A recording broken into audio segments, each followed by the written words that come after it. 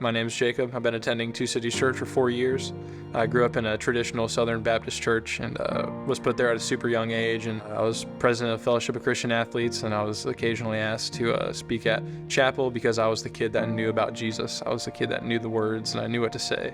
My relationship with Christ at the time, to everyone else, seemed like I had it together. It seemed like I knew what I was talking about and that I had a deep relationship with Jesus, like a family member. But in reality, I had no relationship with Jesus. I was religiously alive, but spiritually dead.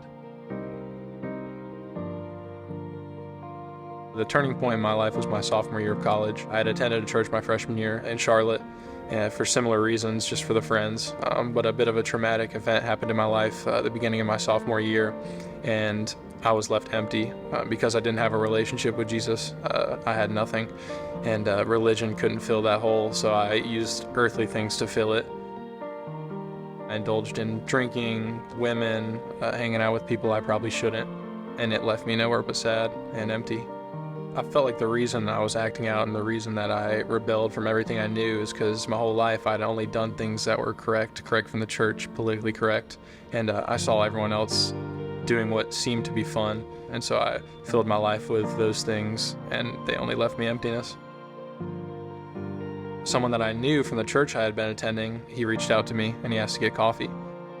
Reluctantly, I said yes, eventually. So we met for 6 weeks, and the very first week that we met in his office at the church, I knew that something was wrong in my life. And being the kid that knew all about the Bible, like I knew what was wrong, I just wasn't willing to fully accept it. Throughout the 6 weeks, he really laid it out and he was really honest with me. By the end of the 6 weeks, he pretty much told me, there's life and there's death, which one are you gonna choose? And it was at that time that I knew that I had to have a relationship with Christ and that I needed to make the full commitment and take that full leap.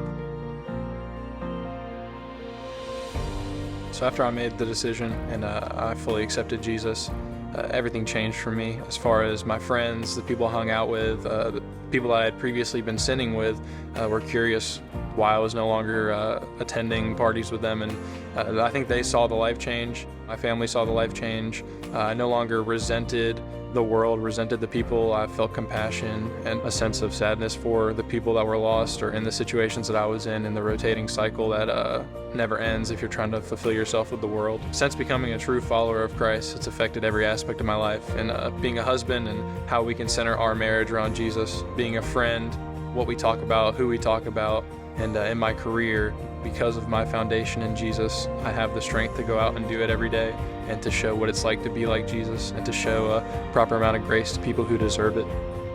So whether you're new to church or you've been coming for a long time like myself, my challenge to myself is to make sure that Jesus is at the center of it and that your heart posture is towards Jesus. Because religion will tell us it's all about ourselves, but our relationship with Jesus tells us the exact opposite.